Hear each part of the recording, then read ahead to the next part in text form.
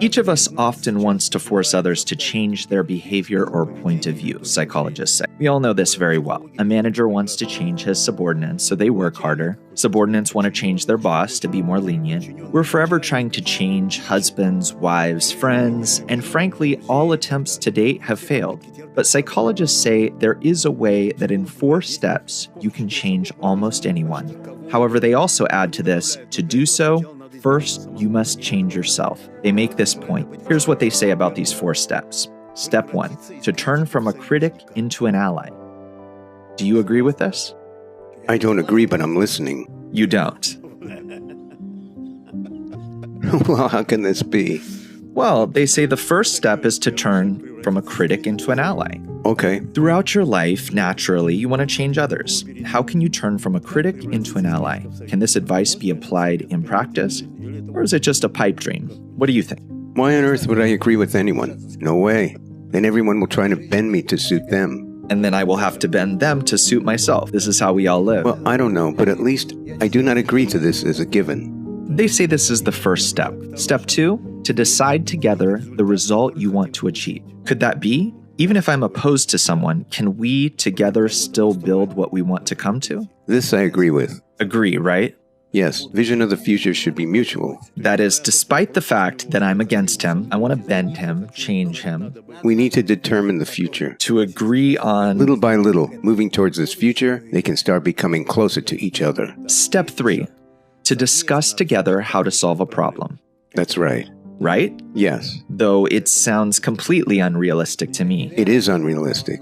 But is it right? It is right. Step 4, to build together a step-by-step plan to achieve a result. It's very hard. Is it? If we're in such a relationship? Yes. Then everyone has their own plan, as they say. Yes, and when their plan is revealed, you'll see that you disagree with it completely. That is, he tries to bend the plan to suit himself, and so do I. Naturally. Then here's the following question. How to build a relationship not to try to change others? Tell me, please. So they say there are 4 steps to help. What do you say? My natural state is to change the other to suit myself. This is what's natural to me. How can I not do that? Because this is the cause of all wars, all quarrels, everything. Is it not so? Will it not work? Just to love.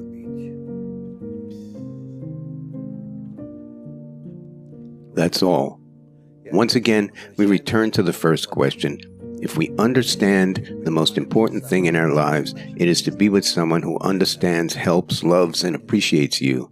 We must cherish it very, very much and sacrifice everything for it.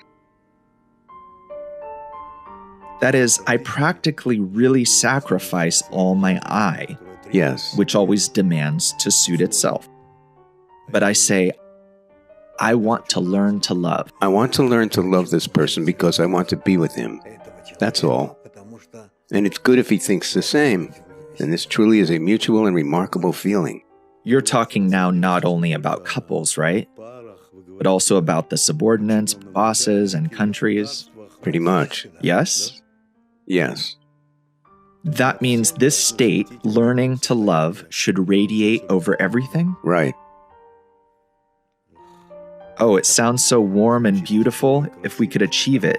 But you understand that this is all... It needs to be nurtured. It's true. But unfortunately, this education does not exist. And when we get older and understand, we no longer have the strength for this. And that's why it is impossible to approach the younger generation and try to convey something to them. They disregard us. And although we try, we can't get closer to them. If youth but knew, if old age but could. So everyone needs to get their share of bruises, you think, one way or another? We can't do without it? It is necessary to show all these things intensely, too. Through literature, in schools. In general, educate people on it, inclusive of all ages. Then the whole of society will be saturated with this approach. So that it would be in the air. Yes. And then it will become possible to love.